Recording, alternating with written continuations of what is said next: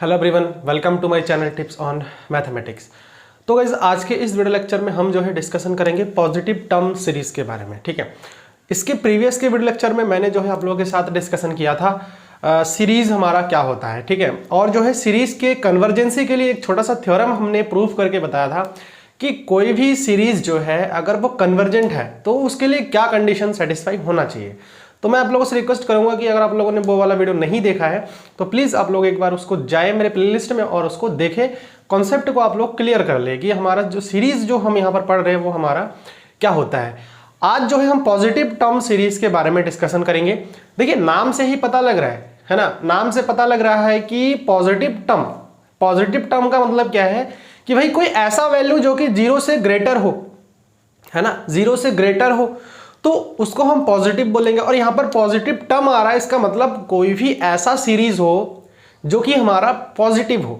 ठीक है, पॉजिटिव हो तो पॉजिटिव टर्म सीरीज को हम डिस्कस करेंगे, लेकिन साथ ही साथ हम जो है कुछ टेस्ट के बारे में हम यहां पर पढ़ेंगे जो कि हम बोलते हैं टेस्ट फॉर कन्वर्जेंसी के नाम से हम जानते हैं। ठीक है, तो कोई भी जो सीरीज है अलग अलग टाइप के सीरीज मिलेंगे आपको, तो अलग अलग टाइप के जब सीरीज मिलेंगे तो उसमें कन्वर्जेंसी का जो टेस्ट है वो भी हमारा अलग अलग उसमें जो है यूज होगा। ठीक है, तो हम यहाँ पर जो है टेस्ट फॉर कन्वर्जेंसी भी आज ही हम यहाँ पर डिस्कस करेंगे विद एग्जांपल। तो चलिए सबसे पहले हम डेफिनेशन को एक बार देख लेते हैं कि जो पॉजिटिव टर्म सीरीज होता है वो हमारा क्या होता है।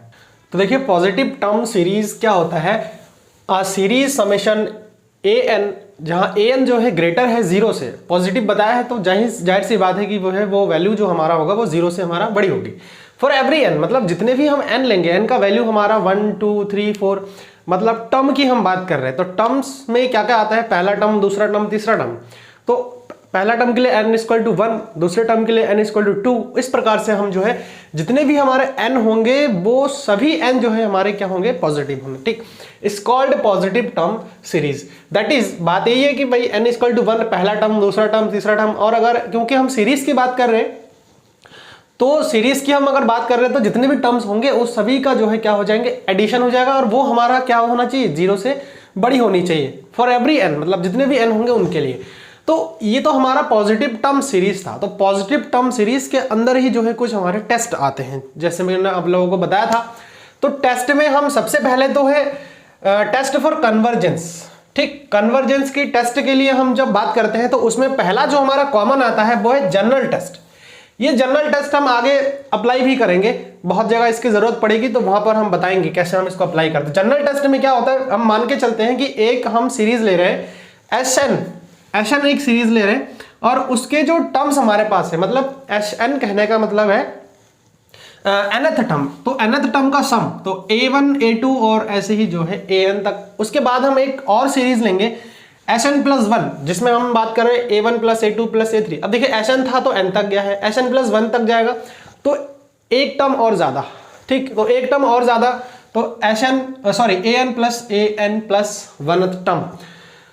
अब देखिए हम क्या करेंगे, Sn प्लस 1 से Sn को कर देंगे सब्ट्रैक्ट। तो जब हम सब्ट्रैक्ट कर देंगे तो देखिए ये सारे के सारे जो वैल्यूज है ना, a1 a2, ये सारे आपस में कैंसिल आउट हो रहे हैं और कैंसिल आउट होने पर लास्ट में जो बच रहा है वो है an प्लस 1। तो वही चीज मैंने यहाँ पर लिख दिया है। अब यहाँ पर हम अप्लाई करेंगे पॉजिटिव टर्म सीरीज के बारे में, कॉन्सेप्ट, सीरीज का कॉन्सेप्ट। तो पॉजिटिव टर्म सीरीज में मैंने आप लोगों को ये चीज बताया था कि भाई जितने भी हमारे पास सीरीज होंगे और उसके जो टर्म्स होंगे हमारे, वो हमारे 0 से क्या होंगे, ग्रेटर होंगे। कहने का मतलब ये हुआ कि जो सीरीज होगा वो सीधा सीधा पॉजिटिव होगा। तो वही हमने यहां पर अप्लाई कर दिया है कि ये चीज, क्योंकि हम पॉजिटिव टर्म सीरीज में पढ़ रहे हैं तो हम ये चीज बता सकते हैं कि ये जो है 0 से ग्रेटर होना है कि नहीं, 0 से ग्रेटर होना है। तो वो मैंने यहां पर आप लोगों के लिए लिख दिया है for positive term series an plus 1 is greater then 0। ठीक है, ये बात आप लोगों को ध्यान रखना है थोड़ा सा। तो अगर ये ग्रेटर हुआ तो ये भी ग्रेटर होगा क्योंकि ये तो इक्वल है। तो अगर ये वैल्यू ग्रेटर हुआ तो ये वैल्यू भी हमारा ग्रेटर होगा। And then Sn plus 1 is greater than Sn। और ये चीज क्या शो कर रहा है, अगर आप लोग जो है कंटिन्यूअसली मेरे चैनल से जुड़े हैं और जो रियल एनालिसिस मैंने अब तक आप लोगों को इसमें बताया है, अगर आप लोगों ने सही से किया है तो आप लोगों को ये चीज भी पता जरूर होगा कि ये चीज क्या है। ये जो डेफिनेशन यहां पर आया है ये बताना क्या चाह रहा है, ये बताना चाह रहा है कि मोनोटोनिकली इंक्रीजिंग होना है जो सीरीज है वो हमारा हमेशा के लिए क्या होना है, मोनोटोनिकली इंक्रीजिंग होना। तो वही चीज अभी लिख दिया है, this imply it is monotonically increasing, ठीक है। तो ये जो है मोनोटोनिकली इंक्रीजिंग होगा। अब monotonically increasing positive term series is convergent if and only if it has upper bound. तो वही बात है ना कि जब भी हम यहाँ पर कोई भी वर्ड हम लिखते हैं तो वो ऐसे ही नहीं लिखा जाता है, उसका कहीं ना कहीं प्रीवियस के जो लेक्चर्स होते हैं या फिर प्रीवियस के जो पढ़ाए गए टॉपिक है उनमें से कहीं ना कहीं रिलेट होता है। तो यहाँ पर आप लोगों के सामने एक चीज और आया है, अपर बाउंड। तो अपर बाउंड का कॉन्सेप्ट भी मैंने आप लोगों को समझा रखा है, ठीक है ना। अपर बाउंड एक ऐसा वैल्यू जिसके लिए जो हमारे सेट होते हैं या फिर सीरीज होते हैं या फिर सीक्वेंस होते हैं, सॉरी सीक्वेंस की हम बात करेंगे, जो सीक्वेंस होते हैं उसके सारे के सारे जो टर्म्स होते हैं उस एक पर्टिकुलर वैल्यू से छोटा होना चाहिए, तो वो हमारा अपर बाउंड कहलाता है। उस एक पर्टिकुलर वैल्यू को उसका अपर बाउंड कहलाता है। तो कोई भी जो monotonically increasing positive term series है वो कन्वर्जेंट तभी होगा जब उसके एक अपर बाउंड हमारा क्या हो, एग्जिस्ट कर जाए, ठीक है। तो इस बात का आप लोगों को जो है स्पेशली ध्यान रखना है। अगर आपको इन शॉर्ट एग्जाम में करना है, कुछ एग्जाम में समय बहुत कम होता है, तो वहां पर आप लोगों को करने के लिए इस चीज का थोड़ा सा आप लोगों को ध्यान रखना पड़ेगा, ठीक है। कि जब कभी भी हमारे पास एक मोनोटोनिकल इंक्रीजिंग सीरीज हो, पॉजिटिव टर्म सीरीज हो, तो उस कंडीशन में वो हमारा कन्वर्जेंट तभी होगा अगर उसका एक अपर बाउंड हमारा एग्जिस्ट कर जाए। तो ये अपर बाउंड जो है अच्छे से अपने दिमाग में डाल लो जो किस प्रकार से होता है। उसके बाद हमारा एक सीरीज इसमें मिलेगा, ज्योमेट्रिक सीरीज, ठीक है। ज्योमेट्रिक प्रोग्रेशन के बारे में आप लोगों ने ऑलरेडी होप की पढ़ रखा है। तो यहां पर जो है हम ज्योमेट्रिक सीरीज की कन्वर्जेंसी के लिए डिस्कशन करेंगे, है ना। क्योंकि सीरीज जो है हम ये बता नहीं सकते हैं कि किस प्रकार से दिया हुआ रहेगा, वहां पर ज्योमेट्रिक भी हो सकता है, नॉर्मल हो सकता है, जनरल, तो किसी प्रकार का सीरीज आपको वहां पर देखने को मिल सकता है। तो इसीलिए एक ज्योमेट्रिक सीरीज आपको मिलेगा। तो यहां पर देखिए जीपी हम एक कंसीडर करके चलते हैं कि एक जीपी हमारे पास जो है जीपी सीरीज है जो कि summation r raise to the power n type का है, और एन का जो वैल्यू आपको पता है वो टर्म्स है, तो 1 2 3 4 होना है। तो हम सीरीज की बात कर रहे थे, इसलिए जो है पहला दूसरा तीसरा जितने भी टर्म्स हमारे पास होंगे उन सभी का करेंगे एडिशन।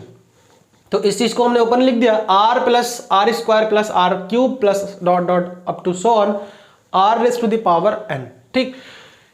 उसके बाद देखिए कुछ कंडीशंस होंगे, और कंडीशन किस प्रकार से होंगे, अगर देखिए आर का वैल्यू हमारा 1 हो जाए, आर का वैल्यू हमारा 1 हो जाए। और कन्वर्जेंसी के लिए हम कुछ भी नहीं करते, आपको पता है कि भाई कन्वर्जेंसी का मतलब यही होता है कि अगर हम किसी भी सीरीज में इनफाइनाइट टर्म की बात हम करने जाए, इनफाइनाइट टर्म की बात करने जाए, तो इनफाइनाइट टर्म जो है क्या इंडिकेट करना चाह रहा है, वो चीज जो है हमारा होता है कन्वर्जेंसी। कन्वर्जेंसी का मतलब है कि भाई एक पर्टिकुलर पॉइंट की और जो है वैल्यू टेंड्स करती हुई जाए। जैसे मान ले सकते हैं कि एक वैल्यू है हमारे पास, ये एक पॉइंट है, और जो सीरीज है या फिर जो सीक्वेंस है उसका वैल्यू जो है वो सीरीज जो है पूरा उस पर्टिकुलर वैल्यू की ओर टेंड्स करती हुई जाए, समझ में आ रहा है।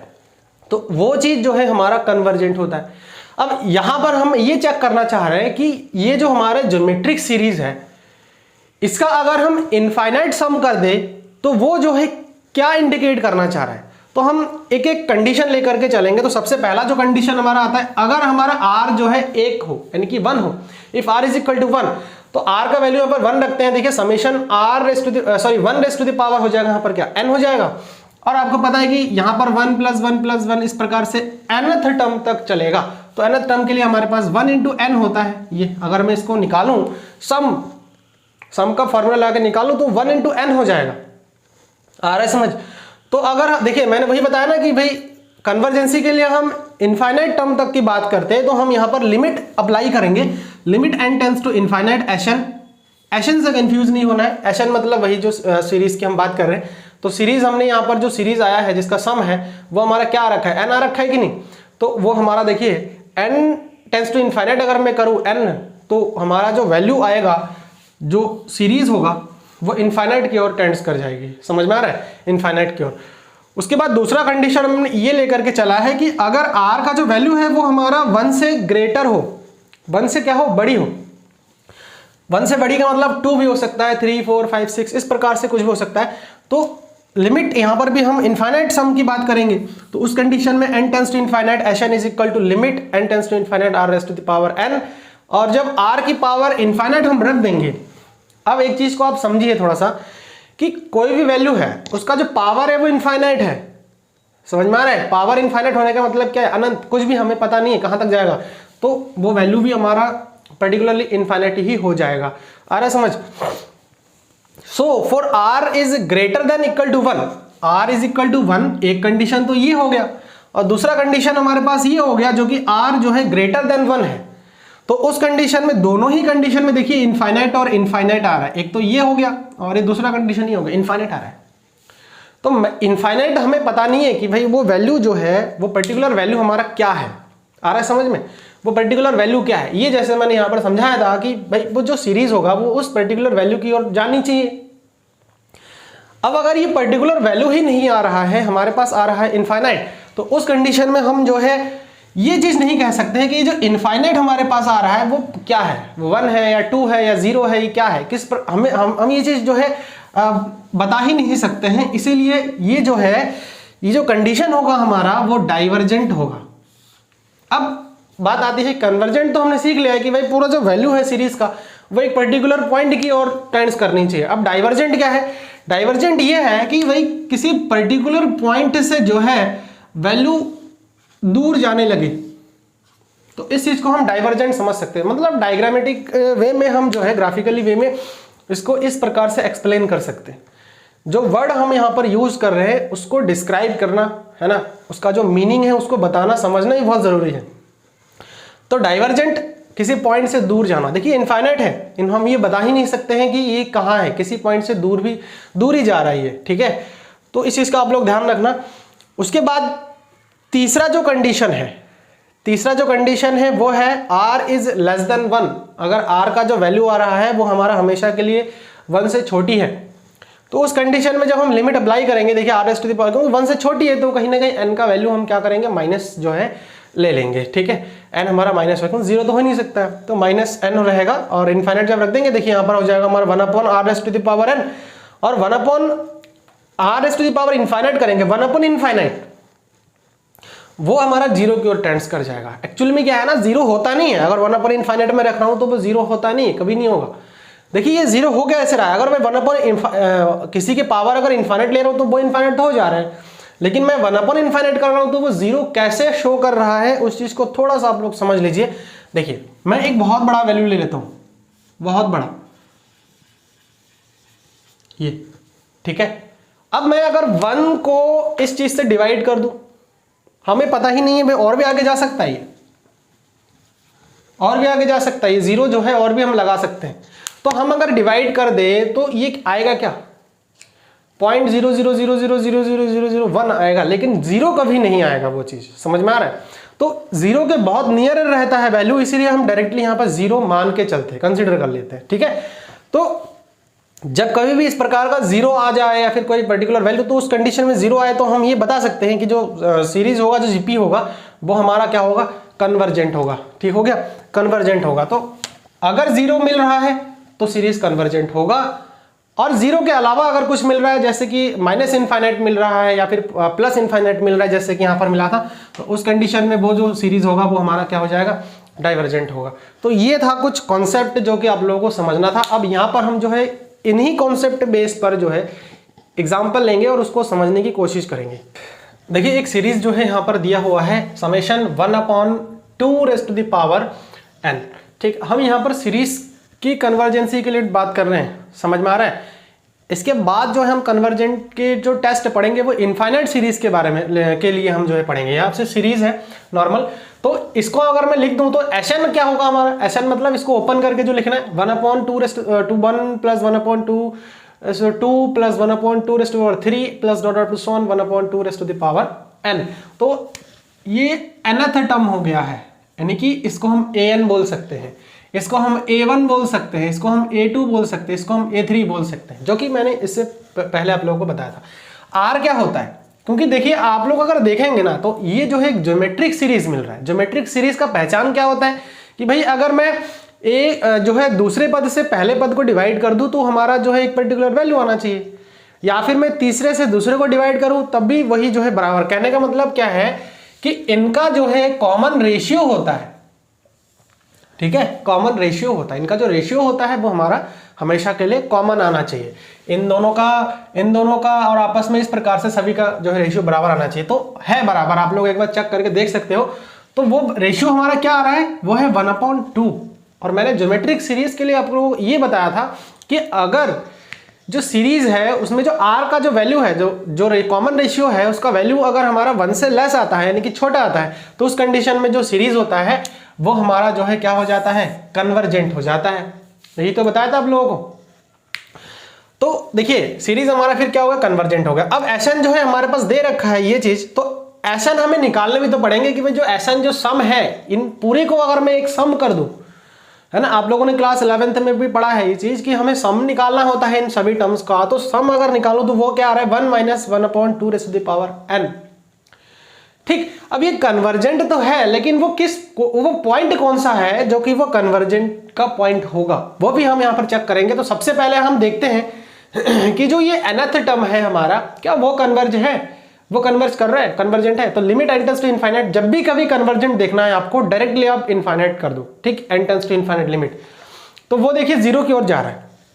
तो 0 अगर आ गया है तो हम ये बता सकते हैं कि हंस तो सीरीज जो है हमारा वो क्या हो जाएगा, कन्वर्जेंट हो जाएगा। कहने का मतलब जो सीरीज हमारा दिया हुआ है वो कन्वर्जेंट है।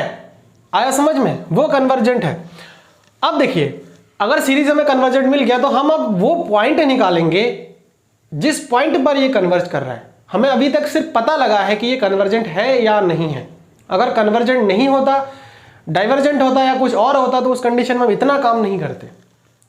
अब हम सिर्फ इसलिए हम आगे बढ़ रहे हैं क्योंकि हमें कन्वर्जेंट तो मिल गया है सीरीज, लेकिन वो पॉइंट क्या है कन्वर्जेंट का वो ढूंढने की कोशिश करेंगे। देखिए limit n tends to infinite S n is equal to सब में, इसमें हम क्या कर देंगे, लिमिट लगा देंगे जो सम हमारा आया है। तो जब लिमिट लगाएंगे तो देखिए 1 - 1/2 तो 1/∞ यानी कि 0, 1 - 0 हमारे पास क्या हो जाएगा 1। तो जो पॉइंट हमारा आ रहा है कन्वर्जेंसी का वो हमारा 1 आ रहा है, इट इज कन्वर्जिंग टू 1। तो होप कि आप लोगों को आज जो मैंने ये टेस्ट आप लोगों को करवाया है वो आप लोगों को होप कि क्लियर हो गया है। कल से जो है हम इनफाइनाइट सीरीज के कन्वर्जेंसी के टेस्ट के बारे में हम जो है डिस्कशन करेंगे, ठीक है।